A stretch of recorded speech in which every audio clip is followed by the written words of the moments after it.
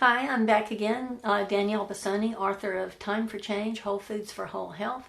And I'm finishing this cooking demo of making sushi. We just finished cooking our sushi rice. And one of the tips about cooking rice of any kind, if you want it to release from the bottom of the pan, just leave it covered on top of a granite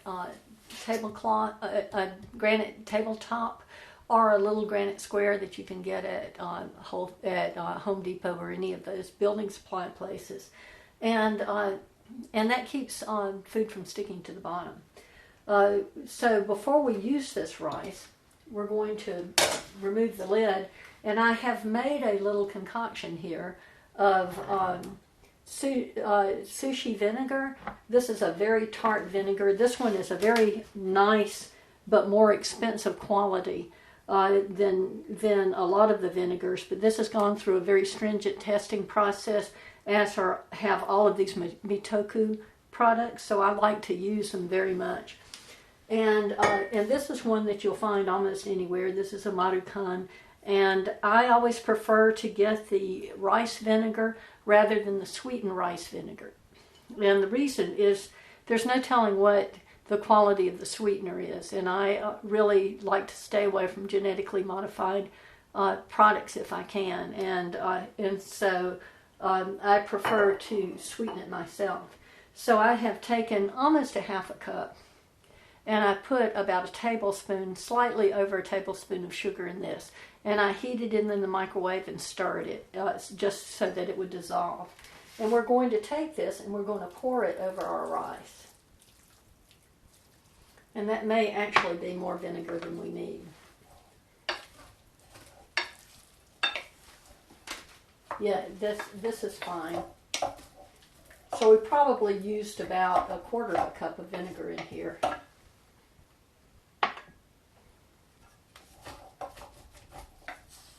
Of the vinegar sugar mixture.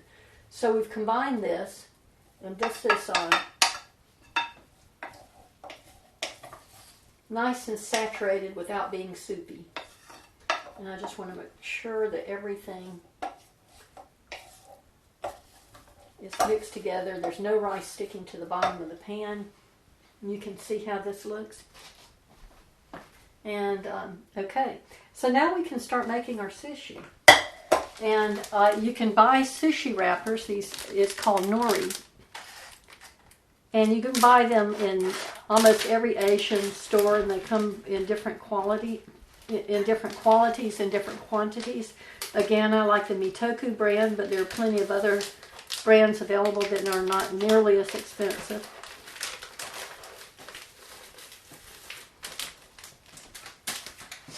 So you'll see that this has both a shiny side and a rough side. And the shiny side is the side that goes down. And you bring it all the way to the edge of your mat. Now this particular mat has a flat side and a round side. And we're going to be putting it down on the round side. And we bring it all the way to the end. And we just take out a scoop of this rice. And we bring it all the way to the edges and coat this paper. This is seaweed. Nori is a type of seaweed. It's also, if you're vegan, a very good way to get iodine into your diet. So you want to smooth this over. And you just use enough to cover the seaweed. I bring it all the way to this end. But when you get to the other end, the end that's facing away from you, could I have one of those little rubber spatulas? Thank you. This is my husband handing me a rubber spatula. Okay. So we want to leave a certain amount of room, maybe 3/4 of an inch down at the bottom of the wrapper. And I'll show you why in a minute.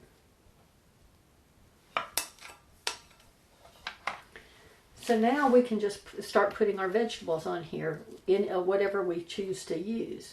I have julienne some of these daikon. I think they're very nice and crunchy. And I prefer to cut up cucumbers and carrots and that sort of thing in crunchy vegetables into small pieces because it makes it easier to chew. And of course I like to leave the skin on. And if you're using big pieces of carrots, and you can see I'm not terribly prepared. Okay, and this knife is clean. I've been working with it. And if you're using big pieces of carrots, you can either cut them up into small little pieces like this. You can either cut them up with your knife or you can julienne them with the little tool that I showed you earlier. Or you can actually take a bigger piece and steam it a little bit so it's easier to chew. When you cut this into little pieces, really hard pieces of vegetable will make it break apart. So you want to keep it rather pliable. I'm going to put sweet potato in it because, you know, I like sweet potato. It's one of the healthiest foods you can eat. And it really tastes good. And again, I leave the skins on. And then we'll put some avocado on this. And this is going to make us a nice big fat sushi roll.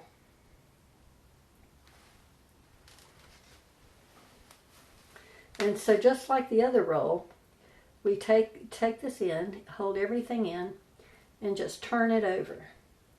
Now the thing to do when you get it turned over is to kind of pinch it all together. Just press until everything feels tightly compact. And then we roll it again. And when you roll it, you pull this up. And then you pinch it again.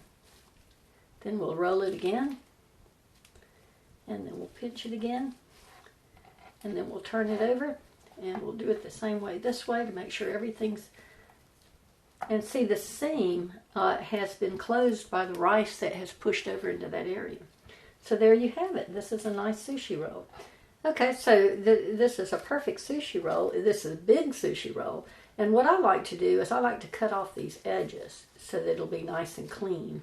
Now I know that the guys making sushi rolls in the grocery store have a much more professional technique where they don't seem to have to do this, but I do have to do it. And it helps to have a very sharp knife to get this part right. And this part is what I call the chef's prerogative. You can either eat that or you can let your partner eat it.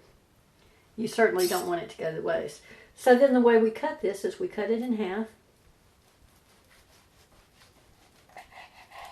And then we cut it in half again. And again.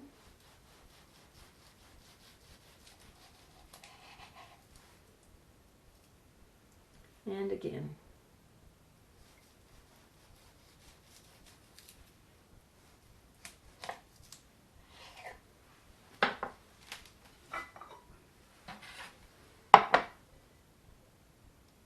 And there you have it.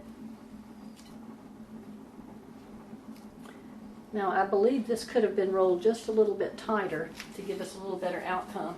And so we'll do another one. And we'll also do a thinner one so that you can see the difference.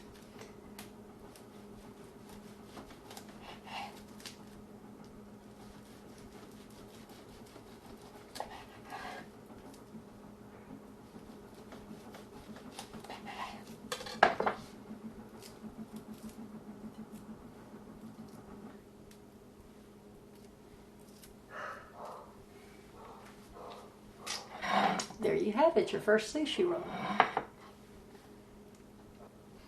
Hi, okay, so we're going to do another one. And this, remember the shiny side goes down. And we cover it with rice.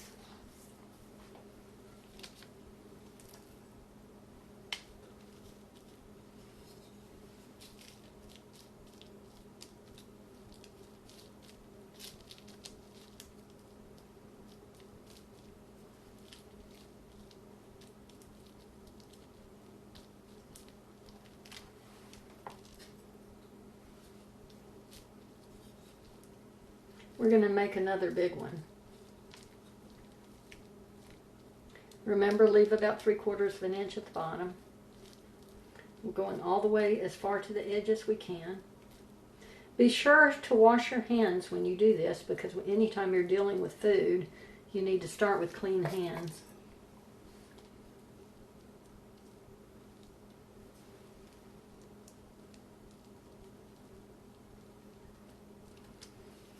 And I know for professional Japanese chefs this must seem ludicrous, but this will get the job done. Okay, that looks pretty good to me.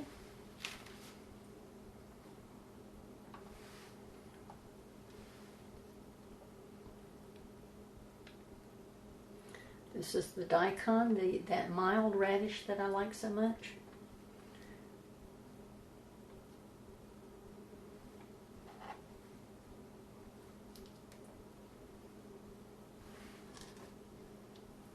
We used most of the carrots in the last one, but we'll use the remnants here.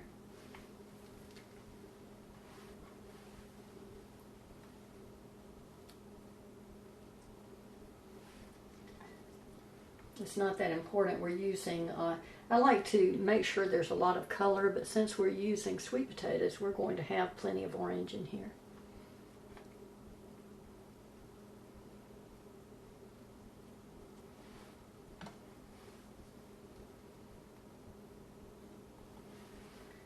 Pieces of thinly cut cucumbers.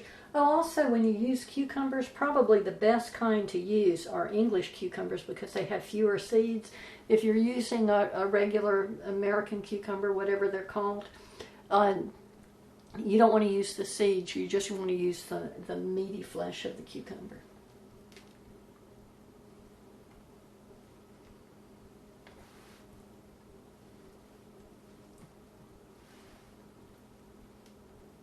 I like lots of avocado. This has a bad piece. I believe I'll cut it off.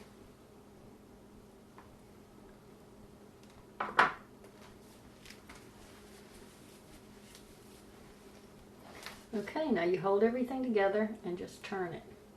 Roll it over. And squeeze it together fairly snugly, pretty tightly. With this, and roll it again.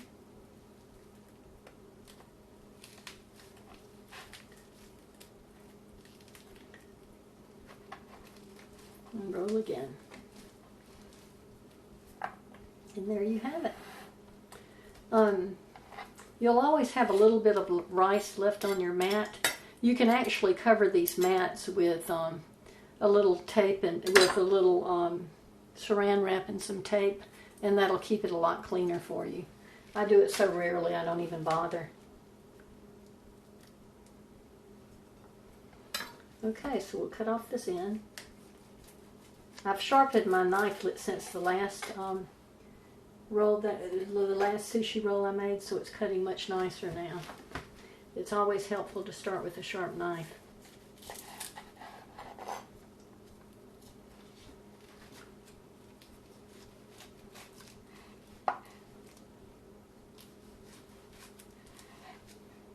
Just use a little sawing action and it goes right through.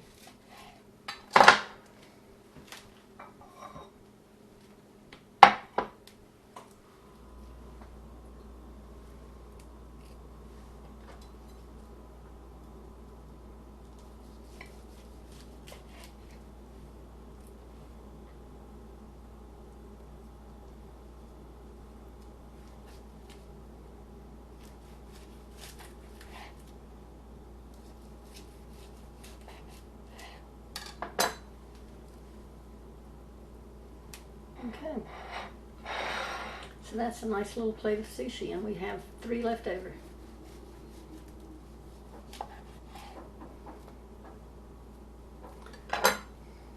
Now we'll do a smaller one.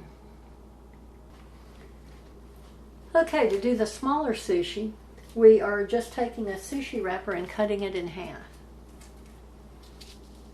We've got the shiny side goes down.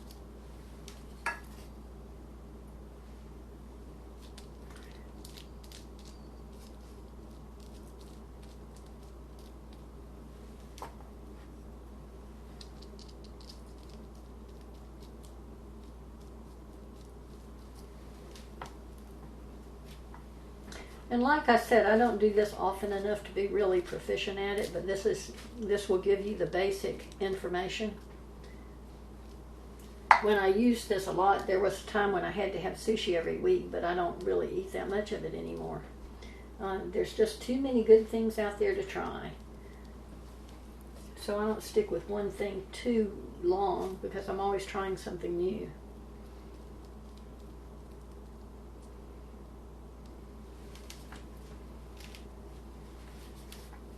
It's nice to keep a little wet towel to wipe your hands off because this rice can be pretty sticky. Okay, so we're going to put a little bit of sweet potato.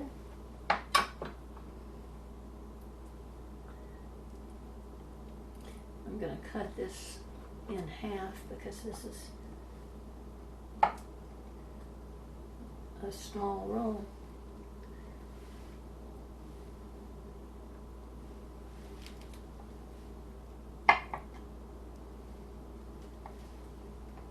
Okay, and maybe we'll put a piece of cucumber and a little bit of daikon in it. This daikon will curl around and get away from you if you're not careful. So again, you just tuck it in together. Flip it over.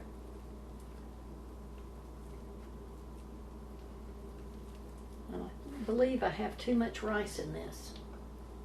So the way to deal with that is just take some of it off.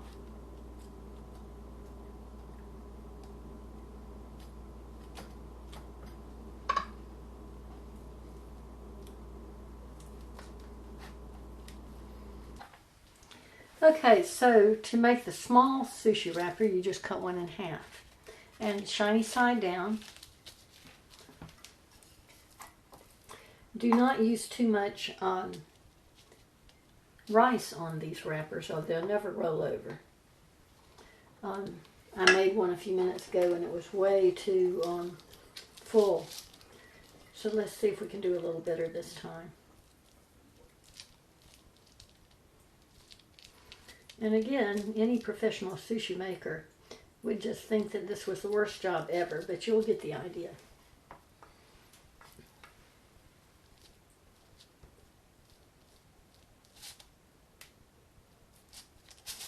This rice really starts to get sticky after a while.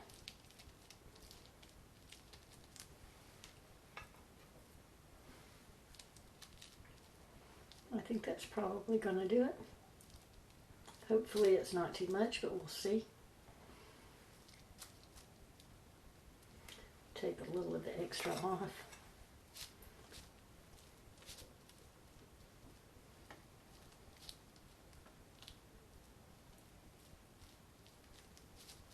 Okay.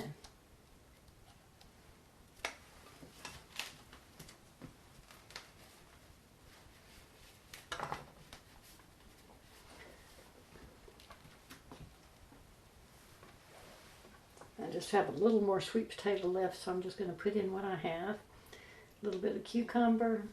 I don't have any more carrot left, so I'm just using what I have. And by the way, you can use any vegetable you want in this. This is just what I personally like. We're going to use a little avocado. I really love avocado in these things. That's probably enough. And we'll take the edge and roll it over just like before. Hold everything in real snug.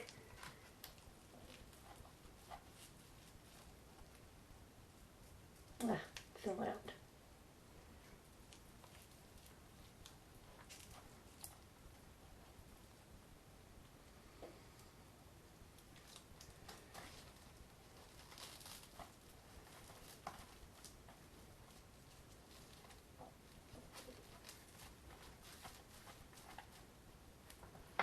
Okay, and there we have it. So this is just a little mixture of wasabi, which is a horseradish paste. It's a Japanese horseradish paste. It has a little mustard in it, some, I guess, regular horseradish, but it also has some of the Japanese horseradish. And what I like about this particular product is that it doesn't have any preservatives or anything harmful in it. And so I really can't speak highly enough about this product. And we also use a little bit. A little bit of this goes a very long way. This is a very, very, very spicy horseradish. And we'll use a little soy sauce. This again is a very high quality soy sauce. And so when you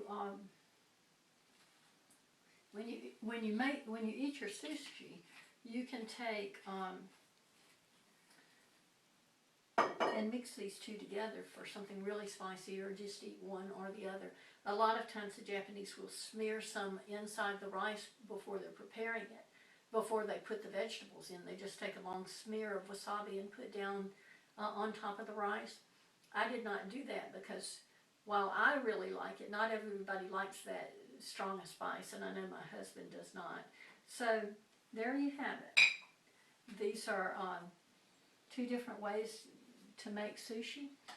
I prefer the large one myself and just eat it like a meal, or you can have these tiny little ones. Okay, kids, I hope you've really enjoyed this demonstration, and I hope you all have a wonderful Christmas and a Happy New Year, and I will be seeing you down the road.